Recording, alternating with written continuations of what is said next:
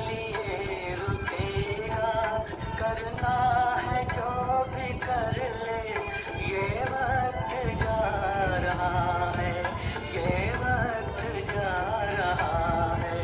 किसके लिए रुका है, किसके लिए रुकेगा, करना है जो भी कर ले, ये वक्त जा रहा है, ये वक्त जा रहा है। किसके लिए रुका है।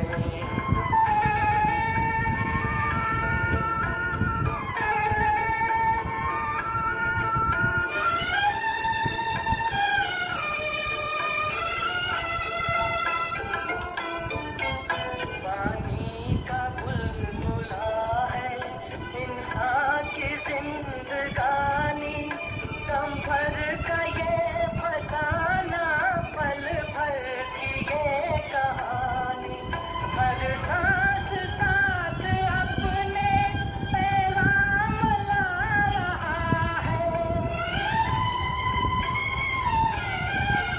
हर सांस साथ अपने पैगाम ला रहा है। करना है जो भी कर ले, ये वक्त जा रहा है, ये वक्त जा रहा है। किसके लिए रुका है।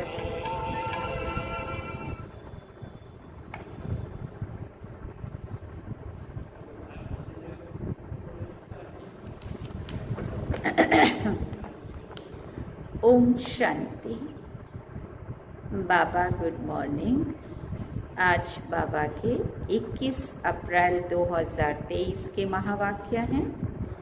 बाबा ने सार में कहा, मीठे बच्चे, हर एक के सिर पर अनेक जन्मों के विकर्मों का बोझ है, हिसाब किताब की भोगना है, जिसे योग बल से ही चुकतू करना है। बाबा ने प्रश्न पूछा, बाप समान किस बात में साक्षी बनना है? तो बाबा ने उत्तर में कहा, जैसे बाप को किसी भी बात का अफसोस नहीं होता, भले कोई बच्चा बीमार भी पड़ता, कुछ भी होता, बाप साक्षी होकर के देखते हैं, ऐसे तुम बच्चे भी साक्षी बनो। इस पुरानी दुनिया से ममत्व मिटा दो। हर एक का कर्म भोग अपना अपना है। आत्मा ने जो उल्टे कर्म किए हैं उसकी भोगना उसे भोगनी ही है, इसलिए साक्षी होकर देखते रहो। गीत सुना, ये वक्त जा रहा है, करना है जो भी कर ले तो।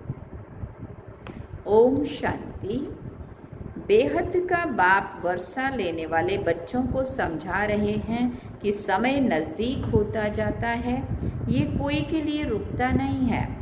ये बुद्धि योग की मुसाफिरी है जो तुम्हें करनी ही है।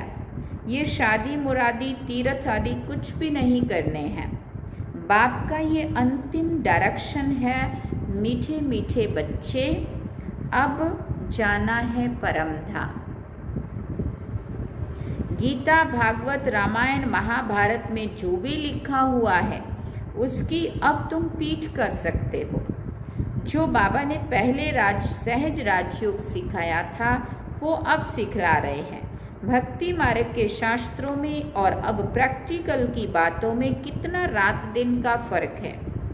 बाप ही आकर राजयोग सिखलाते हैं, बच्चों को डायरेक्शन देते हैं कि देह सहित सब संबंधों को छोड़ एक बाप को याद करते रहो। बच्चे अब प्रैक्टिकल में समझते हैं कि शास्त्र राइट है या इस समय जो बाप सन्मुख समझाते हैं वो राइट है। अब तुम बच्चे ड्रामा के राज को जानते हो। हर एक चीज़ सतो प्रधान होती है, फिर सतो रजो तमो होती है। जैसे नया घर फिर पुराना हो जाता है, वैसे ही ये बेहद की दुनिया स्वर्ग थी, वहाँ कौन रहते थे, ये तुम्हारी बुद्धि में सब चमकता है। देवी देवताओं को कैसे राज्य भाग्य मिला था जो फिर अब मिल रहा है। बच्चे भी अपनी तकदीर अनुसार पुरुषार्थ कर रहे हैं। बाप समझाते हैं, बच्चे इस पुरानी दुनिया से ममत्व मिटा दो, देही अभिमानी बनो। इसमें बड़ी मेहनत लगती है।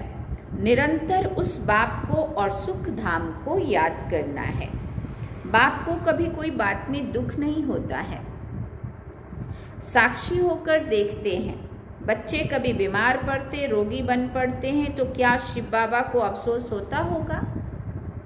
बेचारे कितने तकलीफ में तड़फ रहे होते हैं। बाबा कहते कभी नहीं। कहेंगे ड्रामानुसार कर्म भोग तो हर एक को भोगना ही है। जैसे वो साक्षी होकर देखते हैं, बच्चों को भी साक्षी होकर देखना है। बेहद का बाप है, वो है परम पिता परमात्मा। उनका बच्चों में लव तो बहुत रहता है ना। परमात्मा का आत्माओं में लव है। बाप कहते मैं जानता हूँ हर एक कर्म अनुसार दुख सुख पाते हैं। साक्षी होकर देखते हैं। बच्चों को भी ऐसे साक्षी होकर देखना है। हर एक जीव की आत्मा जो उल्टा कर्म करती है तो शरीर के साथ आत्मा को भोगना पड़ता है। दुख सुख आत्मा भोगती है, संस्कार आत्मा में रहते हैं। बाप कहते हैं मैं आकर दुख से छुड़ाता हूँ। अब तुम बच्चों को शिक्षा देता हूँ। मनुष्य गीता शास्त्र आदि से कोई शिक्षा प्राप्त नहीं कर सकते हैं। ये बाप सन्मुख बैठ समझाते हैं। बाप कहते हैं तुम भक्ति मार्ग में मुझे कितना याद करते हो। भले कोई साइंस को, नेचर को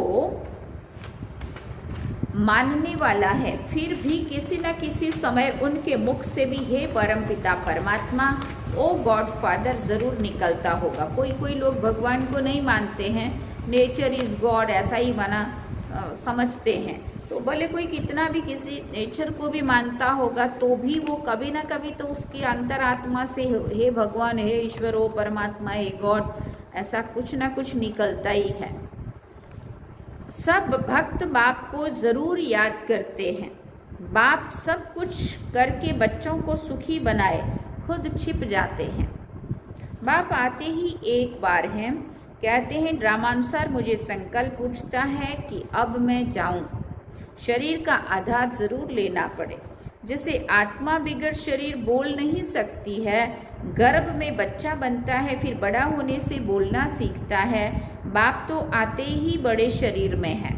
मेरा भी पार्ट है। मैं एक ही बार आकर सबको माया के दुखों से लिबरेट करता हूँ। अब तो सब तरफ मनुष्य दुखी है, त्राही त्राही करते रहते हैं। घर में रोना पीटना लड़ना झगड़ना लगा हुआ है। सतयुग में ये कोई भी बात नहीं होती है, दुख की कोई बात ही नहीं होती है। नाम ही है स्वर्ग। शास्त्रों में तो बहुत बातें लिख दी है। बच्चे जानते हैं इस सृष्टि में कितना दुख है, कितने धर्म है। सतयुग में इतने धर्म थोड़ी थे। 5000 वर्ष की बात है, लाखों वर्ष कह देने से मनुष्यों की बुद्धि से सतयुग का नाम गुम हो गया है।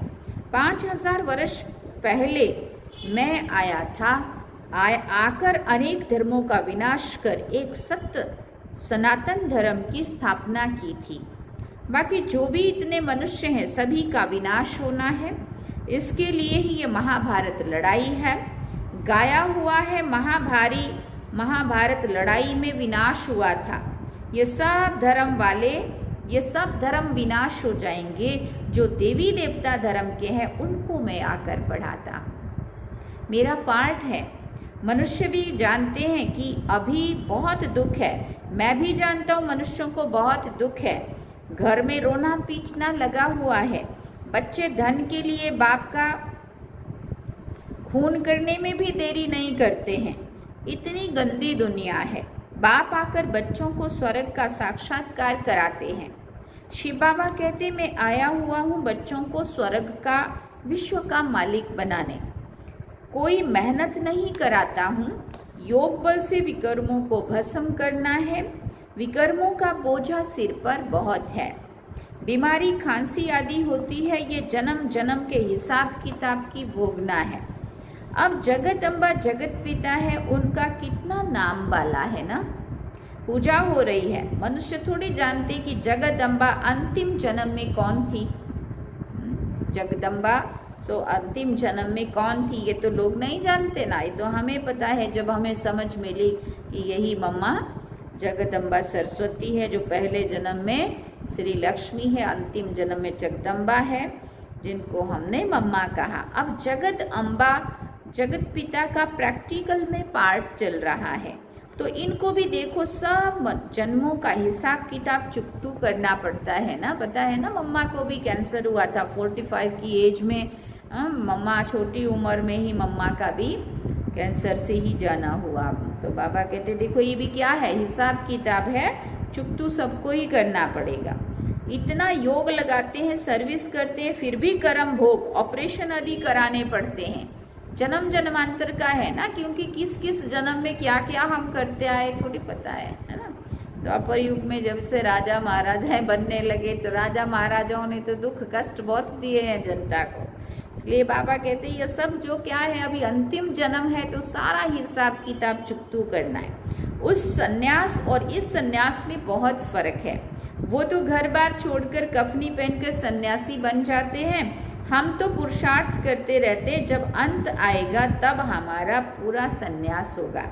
अभी पुरुषार्थी है, उन सन्यासियों के लिए ऐसे नहीं कहेंगे कि पुरुषार्थी सन्यासी है, उन्होंने तो घर बार छोड़ा और नाम पड़ा सन्यासी। हम सन्यास के लिए बाबा के द्वारा कितनी मेहनत करते हैं, तो ये अनेक जन्मों का बोझा सिर पर है। कितना योग में रहते हैं, औरों को सुख देते हैं, उनकी आशीर्वाद भी मिलती है, तो भी देखो कर्म भोग निकल पड़ता है। कर्मातीत अवस्था हुई नहीं है, वो अंत में होनी है। ये जन्म जन्मांतर के कर्मों का हिसाब किताब है। अभी पूरे सन्यासी बने नहीं हैं, उनके सन्यास और हमारे सन्यास में रात दिन का फर्क है। वो हद की चीज़ों को छोड़ते और यहाँ पे हद की चीज़ों को के उसमें रहते हुए भी बेहद का सन्यास, बुद्धि से डिटैच होना है। वो घर बार छोड़कर जंगल में जाकर बैठते हैं, विकारी मनुष्य उनकी सेवा करते हैं। ऐसे भी नहीं है कि वो कोई सब पावन बने हुए हैं, वो भी साधना करते रहते, कर्म भोग तो उनको भी होता है ना। अनेक जन्मों के विकर्मों का बोझा सिर पर है। विकर्मों का बोझा योग से ही भस्म होता है। जब तक बाप नहीं आवे तब तक कोई योग सिखला ना सके। उनका योग सर्वशक्तिवान बाप से नहीं है तो विकर्म विनाश नहीं हो सकते। ब्रह्म व तत्व को सर्वशक्तिवान थोड़ी कहेंगे। सर्वशक्तिवान तो एक परम पिता परमात्मा शिव है, वो परमात्मा है जो आते हैं। ब्रह्म व तत्व तो नहीं आएगा ना, वो तो एक जड़ चीज है, वो तो वहाँ की वहाँ ही रहेगी ना।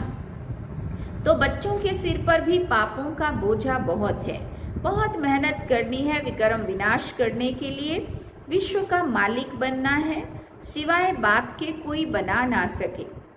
बाप बनाते हैं योग बल से, बल मिलता है सर्वशक्तिवान बाप से, वो वर्ल्ड ऑलमाइटी अथॉरिटी है। अब तुम बच्चे जानते हो ये सारी दुनिया दुखी है, सुख जो भी है वो अलग काल कागविष्टा समान है। सच्चा सुख तो होता ही है स्वर्ग में, वहाँ दुख देने वाली माया ही नहीं है। कई इन बातों को मानते ही नहीं है, कहते हैं ऐसे कैसे होगा। नहीं मानते हो तो समझो हमारे दैवी कुल के ही नहीं है। जो नहीं समझ रहे हैं माना वो अपने कुल का नहीं है, इसलिए उसकी समझ के बाहर आएंगी ये बातें। दैवी कुल वाले जरूर मानेंगे। कल्प पहले भी माना था, अब भी बाप सुना रहे हैं, तो बेहद के बाप को सब सेंटर्स के बच्चे याद पड़ते हैं। कोई सन्यासी ऐसे कह ना सके कि हम सभी बच्चों को सुनाते हैं। वो बच्चे बच्चे नहीं बोलेंगे ना, वहाँ सभी फॉलोअर्स बनेंगे। उनको ऐसे मुरली थोड़ी भेजी जाती है जो सब सुने। डायरेक्ट भगवान बात करे और वो बात उनको थोड़ी मुरली के रूप में भेजी जाती है। यहाँ तो सबके पास मुरली भेजी जाती है, जिससे श्रीमत पर चलकर सभी श्रेष्ठ बने। भगवान को कहा जाता है श्री श्री सबसे श्रेष्ठ। बाप कहते हैं श्रेष्ठ तो मैं हूँ जो सभी को श्रेष्ठ बनाता हूँ। पतित दुनिया में श्रेष्ठ कहाँ से आए? श्री श्री 108 ये भी हूबहू शिव बाबा की रुद्रमाला है, उनको ही श्री श्री कहते हैं। श्रेष्ठ ते श्रेष्ठ सत्युग की स्थापना कर मनुष्य सृष्टि में श्रेष्ठ बनाते हैं। जो हम स्वर्ग के मालिक बनते हैं तो समझते हैं श्री श्री 108 जिनकी माला बनती है, ऊपर में है निराकार शिव बाबा, वो हमको ऐसा श्रेष्ठ बना रहे हैं। ये है ही ईश्वरीय विश्वविद्यालय। इन ब्रह्मा कुमार कुमारियों को ईश्वर पढ़ाते हैं। ईश्वरीय विश्वविद्यालय है परमपिता परमात्मा का। ये विश्व को नॉलेज देने के लिए विश्वविद्यालय है। जो चाहे सो विश्व का मालिक बने, चाहे तो स्वीट होम में जाकर बैठे। बाप आए हैं शांति, सदा शांत सदा सुखी बनाने। मैं कल्प कल्प आकर के भारतवासी बच्चों को विश्व का मालिक बनाता। बाकी सब आत्माएं शांति धाम में जाकर निवास करती है। स्वर्ग में सिर्फ देवी देवताओं की आत्माएं होती हैं। तुम जानते हो बरोबर बाबा हमको पढ़ाकर स्वर्ग का मालिक बनाते हैं, यथा योग जितना जो पुरुषार्थ करते हैं। बाकी सब आत्माएं हिसाब किताब चुकतू कर वापस जाएंगी। शरीर सब खत्म हो जाएंगे। कलयुग का अंत सत्युग की आदि होगी। तो तुम बच्चे जानते हो बाकी कितना समय होगा। अभी करोड़ों हैं। सतयुग में सिर्फ 9 लाख होंगे। शुरू में थोड़े होते हैं, फिर वृद्धि को पाएंगे। तो इतने सब जीव जो हैं उनकी सबकी आत्माएं हिसाब किताब चुकतू कर वापस जाएंगी। सबकी कयामत का समय है। माया ने सबको कब्र दाखिल बना दिया है। कब्रिस्तानी बन पड़े हैं, कोई काम के नहीं है। अब इससे ज्यादा क्या बोलेगा बाबा, कोई काम के नहीं है। अब तुम समझते हो कि बेहद का बाप हम सब आत्माओं को पढ़ाकर स्वर्ग का मालिक बनाते हैं। विश्व का मालिक बनने का यही ईश्वरीय विश्वविद्यालय है। बाप की जायदाद है ही स्वर्ग। अगर ये निश्चय है तो क्यों ना हम उनकी मत पर चल बाप से स्वर्ग का वर्षा लें। इसमें छोड़ने की तो कोई बात ही नहीं है।